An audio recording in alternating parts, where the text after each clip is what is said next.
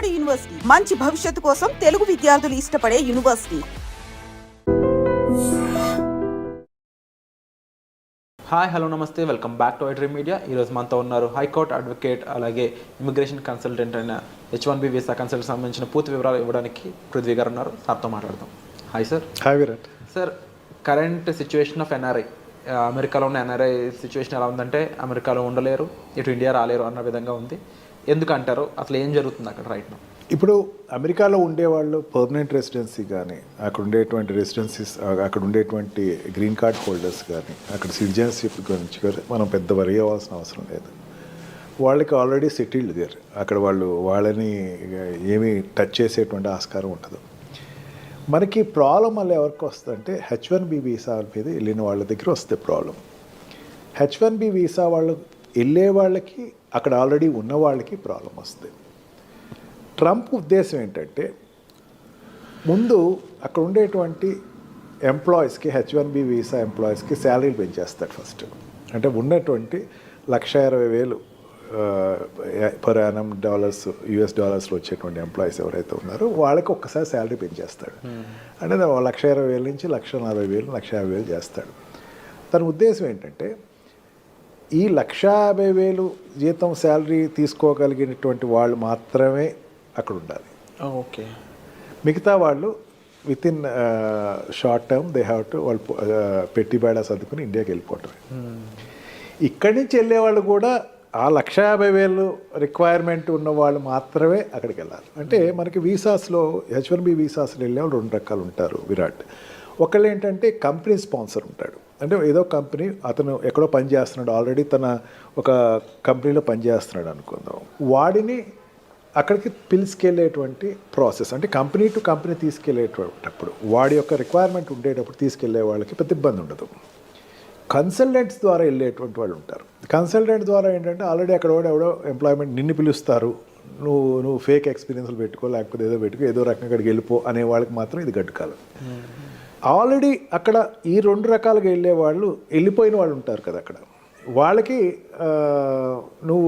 నీకు ఇందా చెప్పాను చూసారా, మీకు ఈ పారామీటర్స్లో $1,20,000 శాలరీ ఏదైతే ఉందో, US డాలర్స్ శాలరీ ఏదైతే ఉందో, ఆ శాలరీ కన్నా తక్కువ ఉన్న వాళ్ళు you better drop from the country అని చెప్పేసి ఒక 2 months టైం ఇస్తాడు.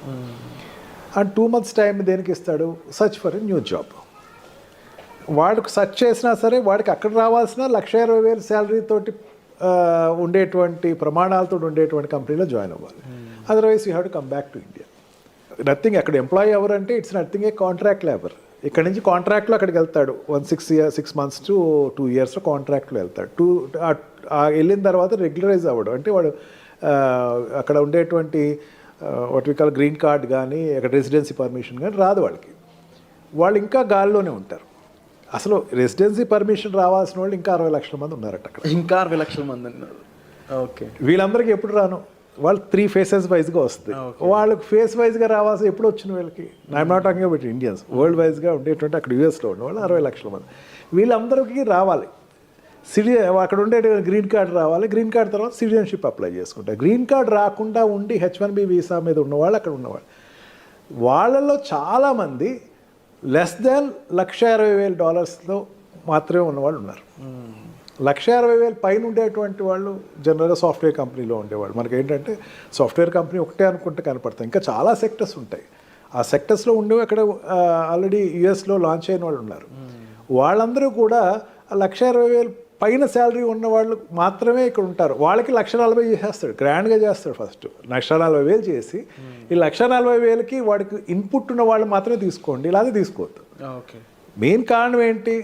నా దేశీయస్తులు అక్కడ ప్లేస్ అవ్వాలి.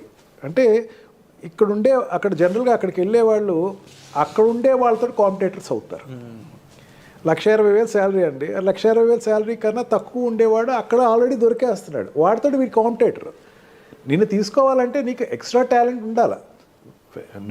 నీ పర్సనాలిటీ నువ్వు ఎంబోర్డ్ చేసుకోవాలంటే నీకు you must be an extraordinary person for US. నిన్ను తీసుకెళ్ళాలి అనుకుంటే ఆ రకంగా నువ్వు వెళ్ళిన వాళ్ళు చూడాలి అని చెప్పేసి ట్రంప్కు ఒక నిర్దిష్టమైనటువంటి ఆలోచన అయితే తీసుకొచ్చే అవకాశం ఎక్కువే కనపడుతుంది. ఈ రకంగా చూసుకుంటే వెళ్ళే వాళ్ళకి ఆల్రెడీ ఎగ్జిస్టింగ్ ఉన్న వాళ్ళకి కూడా కొంచెం ఇబ్బందులు అయితే ఖచ్చితంగా ఉంటుంది. బట్ ఒకటి నా స్ట్రాంగ్ ఫీలింగ్ ఏంటంటే మన ప్రైమ్ మినిస్టర్ తోటి ఆయన మంచి రిలేషన్షిప్ ఉంది. Of course. అని చైనాకున్న వ్యతిరేకత ఇక్కడ టార్గెట్ అంతా కూడా చైనా వాళ్ళ మీద ఎక్కువ టార్గెట్ ఉంది, కానీ ఇండియన్స్ మీద అంత ఎక్కువ టార్గెట్ అతనికి లేదు. ఓకే. ఖచ్చితంగా లీజర్ పీరియడ్స్ ఏదైనా ఉండే పెంచవచ్చు. అండ్ ఈ what we call for example ఇప్పుడు ఎకానమికల్గా చూసుకుందాం. ఎకానమికల్గా చూసుకుంటే అక్కడ ఇంపోర్ట్స్ ఏదైతే ఉన్నాయో చైనా నుంచి వచ్చేటువంటి ఇంపోర్ట్స్ని 60% ట్యాక్స్ పెంచే అవకాశం ఉందన్నాడు. అంటే చైనా నుంచి ఇంపోర్ట్ అయ్యేటువంటి వస్తువులన్నింటినీ కూడా ట్యాక్స్ పెంచే అవకాశం ఉంది. ఇప్పుడు అమెరికాలో ఎక్కువ చైనా గూడ్స్ దొరుకుతాయి మనకి. ఆ గూడ్స్ అన్నిటినీ 60% ట్యాక్స్ పెంచేస్తున్నాడు. ఎందుకంటే డిస్కరేజ్ చేయటం కోసం అని చెప్పేసి తనకి మెయిన్ ఉద్దేశం అది. ఈ రకంగా ప్రతి సెక్టర్స్లోనూ అతనికి ఈ చైనాని ఎంత డిస్కరేజ్ చేయాలి అని ఉంది. He got good friendship with Indian prime minister. Indian తోటి మంచి రిలేషన్స్ అయితే ఉన్నాయి. మెయిన్ ఏంటంటే చాలామంది అనుకుంటూ ఏంటంటే ఇండియాకి చాలామంది H1B వీసాలో ఇండియాకి వచ్చేస్తారు, లేకపోతే ఇండియా వాళ్ళు చాలా ఎఫెక్ట్ అవుతారు. కానీ మరి నా స్ట్రాంగ్ నమ్మకం ఏంటంటే ఇండియాతోటి రిలేషన్స్ ఎస్టాబ్లిష్ అయితేనే తనకి చైనాతోటి పోటీ పడవచ్చు. అంటే ఈ సౌత్ ఏషియన్ ఏరియాలో చైనాతోటి పోటీ పడే పెద్ద కంట్రీ ఇండియాయే కనపడుతుంది.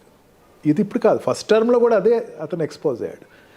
ఈ రకంగా చూసుకున్నా సరే ట్రంప్ ఉండేటువంటి తన పాలసీస్ అన్నిటినీ కూడా ఇండియా వైజ్కి వచ్చేసరికి కొంచెం లీజర్గా కొంచెం లీనియంట్గానే చూడొచ్చు. అందుకని అంత డ్రాస్టిక్గా మనకేం నష్టం రాకపోయి ఉండొచ్చు. బట్ వన్ థింగ్, కన్సల్టెంట్స్ నుంచి వెళ్ళే వాళ్ళు కాస్త జాగ్రత్తగా ఎక్కువ చూసుకుని ఫేక్లు తక్కువ పెట్టుకుని, ఫేక్లు కాకుండా ఒరిజినల్గా మీరు ఉండేటువంటి మీ ప్రజెంటేషన్ ఉంటే కనుక they will get benefited of it. Already అక్కడ ఎగ్జిస్టింగ్ ఉన్న వాళ్ళు కూడా ఇమీడియట్గా మళ్ళీ ఇంకో కంపెనీలో జాయిన్ అయ్యి ఇమీడియట్గా దాన్ని అతను what we call lean period ఏదైతే ఉందో ఆ పీరియడ్ నుంచి బయటకు వచ్చేసి వెంటనే ఇంకో దానికి ఎంప్లాయ్మెంట్ అప్లై చేసుకుని షిఫ్ట్ అయితే బెటర్. అదర్వైజ్ వీళ్ళు ఒక రోజు ఏదో ఒక రోజు ఒక పరిస్థితి వస్తుంది, where you have to come out of the country. True sir. తప్పకుండా ఈ పరిస్థితులు అనేవి ఏ విధంగా వెళ్ళబోతున్నాయని చూడాలి. దీనికి సంబంధించి మీకు ఎటువంటి హెల్ప్ కావాలన్నా సరే డిస్ప్లే అవుతున్న నెంబర్స్ కాల్ చేసి సార్ని మీరు కన్సల్ట్ చేయొచ్చు. Thank you so much.